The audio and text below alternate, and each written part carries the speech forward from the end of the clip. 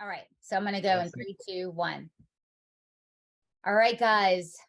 Good evening. Good evening. Welcome. Welcome. So I've got a special guest on tonight, but before that, let me just set the table for you. As you know, we've been talking all week about some exciting things that are going on in the legislature, of course, led by Republicans.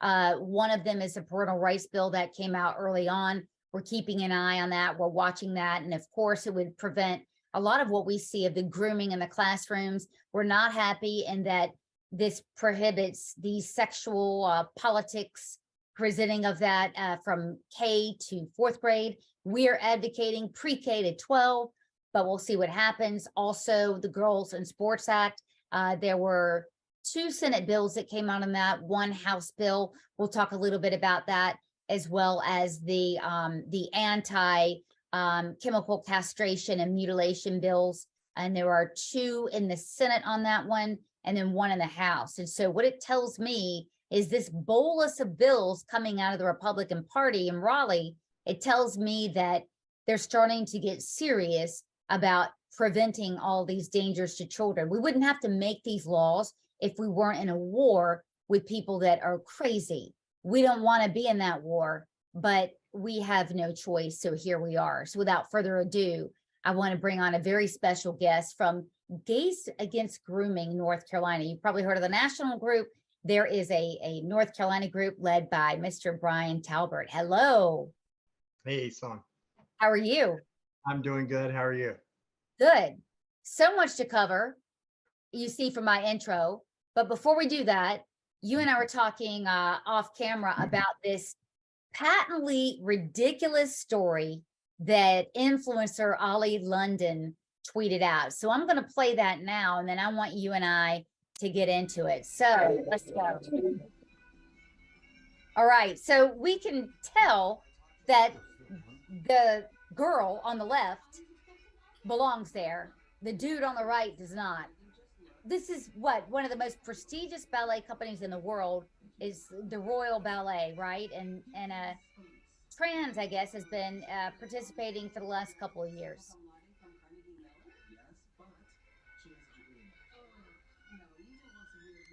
What do you think about that?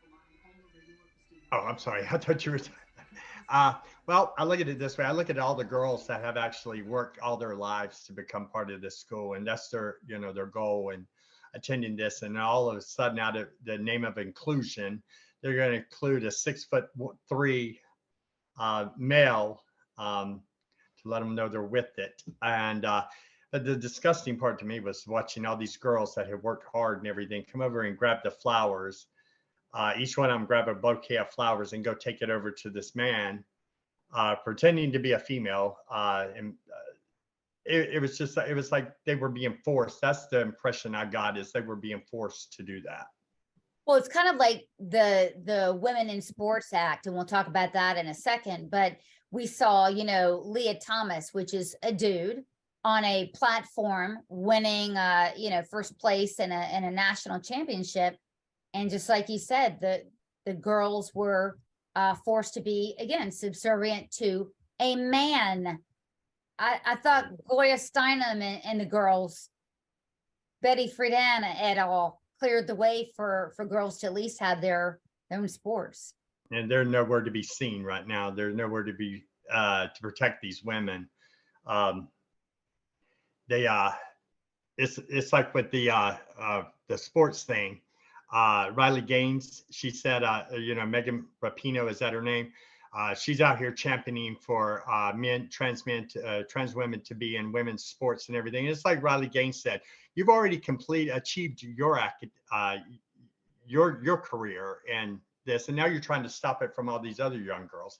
And yeah. I just don't understand what the whole push is. I mean, we've got people that haven't even done anything to sacrifice to obtain these goals. We've got girls that are in school that work to get scholarships and stuff, and they've invested years into this.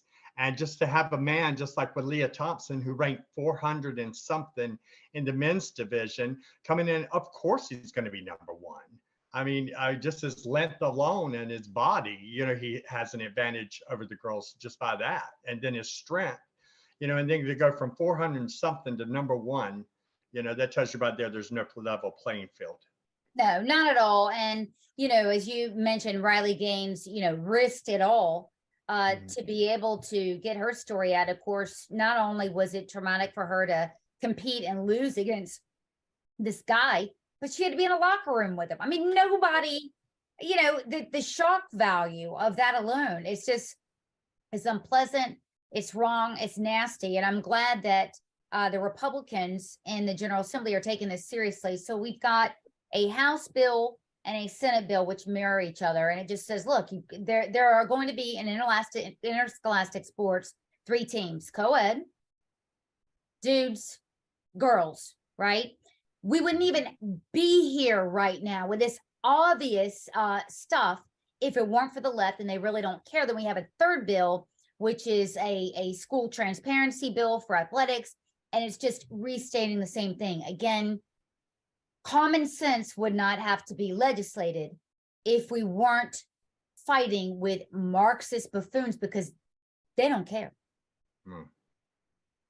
Absolutely don't. I mean, it's like these are the same people, like you said, with Gloria Steinem and all them. I mean, these are the people that champion for women's rights, and now just to see them abandon these women, these young girls, the young girls that need them the most to look out for them, and they're just nowhere to be found. It's disgusting watching them all of a sudden protecting these men now. Well, what I find absolutely uproariously hilarious is that some of these same feminists, they call themselves, they're championing equal pay. What does equal pay mean if a dude can put on a wig, right, and do the job of a woman? So they're arguing against themselves. If we're in fact equal, then this it makes no sense. Well, the equal pay argument, it has no place in this argument with men and women's sports. I mean, I understand the pay thing. I mean, it's like with men's sports. Well, Megan Rapinoe is bringing that in. Right. She's making her money. She's getting her endorsements and everything. But I understand women's soccer and stuff like that. Women's sports are really not all that popular when it comes to compared to men's sports. Why? I don't know. But I mean, you got to look at the sponsors and stuff that promote the men's sports, and they're just not. That has nothing to do with the equal pay thing. You get paid from the revenue you create, and if you don't create that revenue, where do you expect to be paid from? Right.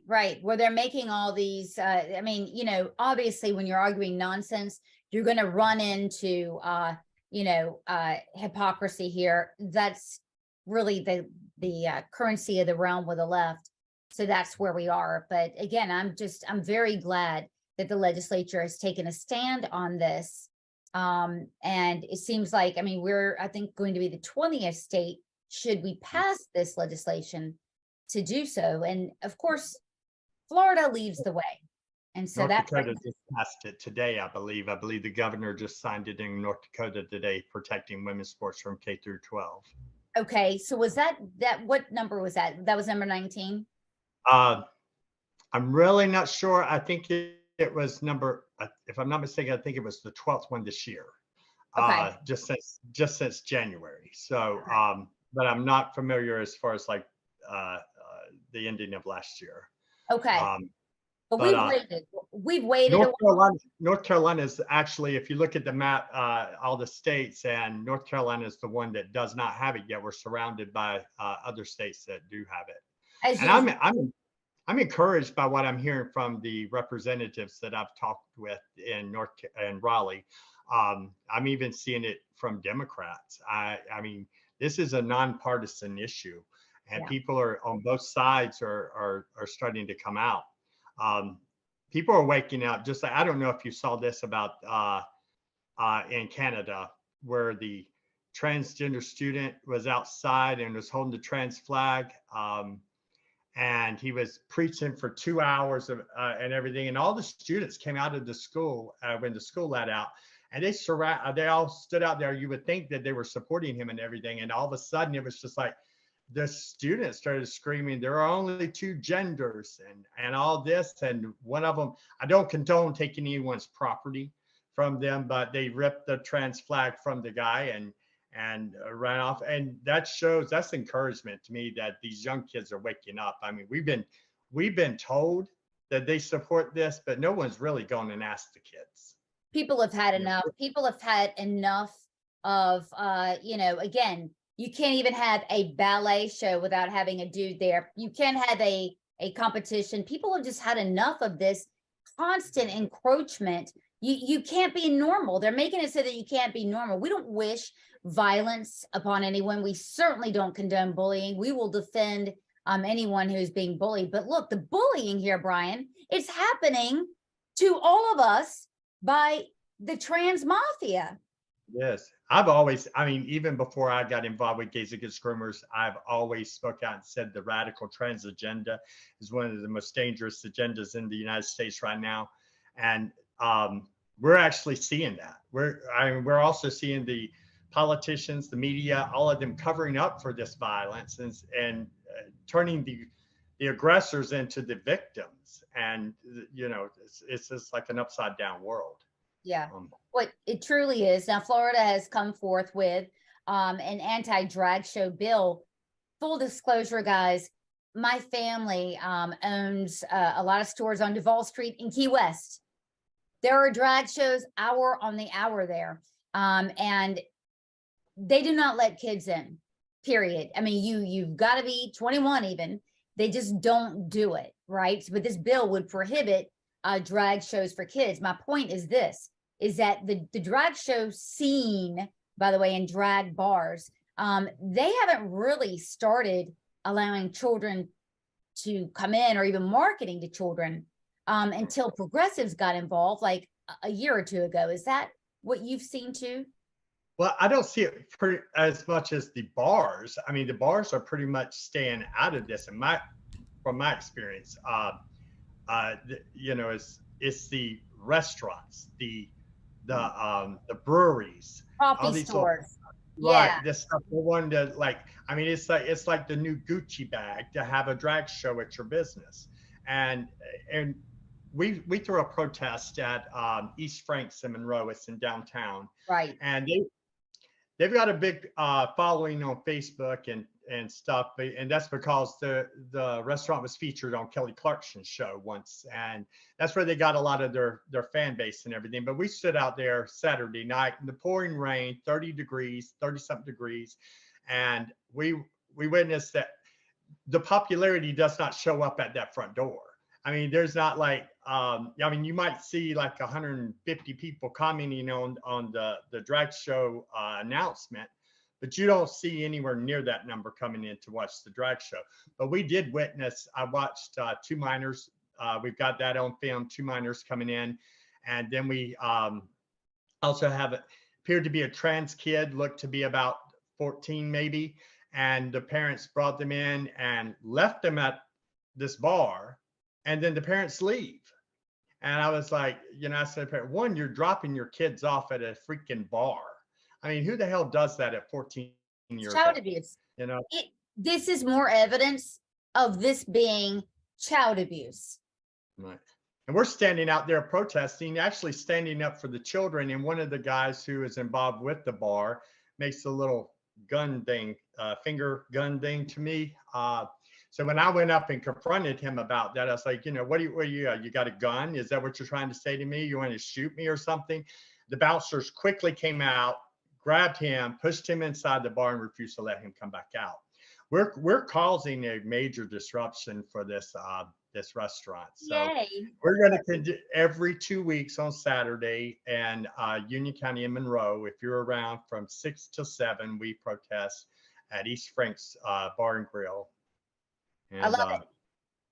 I mean, you guys are, I mean, I want to tell you, Gays Against Groomers, you guys aren't, it ain't a party until y'all are there, and y'all are leading the protest against the perversion of the whole gay community and the Stonewall movement, because as you know, this is gay people are unfortunately unfairly maligned with this movement at times, and it's not right. And you guys are leading the charge against protecting our children, and I have to thank you for that. you're welcome. We have someone from Gays Against Groomers has spoke it in front of legislatures in every single state that these bills have passed. And we have been a driving force in getting these bills across the finish line. I don't think without Gays Against Groomers, because a lot of people will look, if you've got a bunch of straight people coming in and saying, oh, we got to get rid of this and everything, then that's going to throw a little weight to one way. But when you got a bunch of gays showing up and say, no, this cannot happen this way, then people step back and they actually think and say, well, you know, if the gays people are against it, then let me reevaluate what I'm thinking. And, you know, it's not inclusion. You bringing your 14-year-old child to a drag show does nothing for my rights. All it is doing is making you a bad parent and your child scarred for life. That's my opinion. Well, and it's the opinion of every clear thinking person. I mean, look, this is common sense stuff. And the fact that Florida has to legislate this and say, hey guys, you know, minors cannot attend, you cannot have drag shows catering to minors. They know, people know what they're doing. I mean, it's just like that video that we saw of an incident 2 weeks ago at Forsyth Tech. Now, I want you in the audience to know that these junior colleges, in a lot of cases, 3/4 of the people who attend the school during the day happen to be high school students who are completing a 2 years associates in conjunction and simultaneously with their high school diploma. That is what happened in this case. And here we see an adult man grinding his crotch in the face of a I don't know if it was a minor, but it was a young person there who you could tell, Bryan. I mean, look at this. She was unsuspecting. Look how they got these children in there. I mean, none of these children that I say children, I mean, they're minors, but none of them knew they were coming to a drag show. The email that was sent out from Forsyth Technical Community College and the Pride event for free pizza. So all these students were coming in thinking they were just coming for some free pizza. They had no idea a big old man in a dress was going to be grinding his crotch in somebody's face. No, you know, no. So they were brought in on false pretenses, you know. Well, I mean, this is called predatory behavior, which brings me to the next collection of bills. There are a couple of bills that are aimed towards stopping the castration, chemical castration, mutilation that's going on, because again, you know, these children are groomed in school for this. They're set up as customers, and at ECU especially, they go right from the classroom to the clinic room to the operating room eventually. And so there are a couple of bills, and I have to commend the Senate Health Committee on this. They're very serious. They put out a bill that would stop this telehealth. I don't know if you knew this, but kids can be seen in school via telehealth from psychiatrists. And the law states they don't have to contact the parents. Now, I'm sure a majority of them do, and I'm not suggesting otherwise, but this bill would absolutely clamp down on creating customers of unsuspecting children in schools with these predatory behaviors and these terrible drugs. Right. Just like the cosmetic concierge here in Charlotte. I'm not sure if you've heard of them. They're located on South Boulevard, right downtown. I was shocked. I passed by this building, I don't know how many times over the years, and I had no idea that right inside that big, beautiful pink building that they were cutting off the healthy breast of 14-year-old children. They have scrubbed all those pictures off their website, but I have them. I have every single one of them. I have I have the ones before they blurred them. I have the ages of the children. The youngest age I found was 16. But at that particular clinic, I did not find male to. I mean, I did not find male to female. I think you need to be a urologist for that. So, guys, this is very specialized. Patients. I only found female to male patients. Okay. Yeah, it's very specialized, and so we put up, we wrote an article about that, and then showed also that Medicaid, it does cover these procedures. It not only covers these procedures, which is why ECU is doing it, ECU Medical School, Brody Medical School, which is preying on young children to try to get Medicaid dollars, but also the state health plan. Now, So, Medicaid pays for these surgeries? pardon me? Medicaid pays for these Oh, surgeries? absolutely. Absolutely. I had no clue. I did not know that. I mean, you know, I don't care what a grown adult does. They can do whatever they want, mutilate your body all day long. Bottom But line. the American taxpayer, if they're not for this, their money does. They have a right that their tax dollars not go for this. I mean, I think these private insurance companies, if they want to pay for it, that's fine.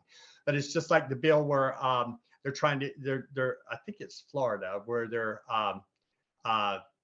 passing it to where these insurance companies have got to cover the detransition surgeries as well. Oh, okay. I think that's going to be a big Smart. turning point in this because one, it really is almost, it is impossible to go back to what you were. But the cost of the surgery to detransition is astronomically different than what it is to transition. And these companies, these insurance companies, they just think they go in there, pay for the surgery and everything, and they're done. They wipe their hands with it and everything. Now they're going to start thinking. Florida has put them on to where you're going to cover this surgery, or you're going to pay to detransition these kids if that's what they choose to do. And I'm all 100% for that bill. Yeah.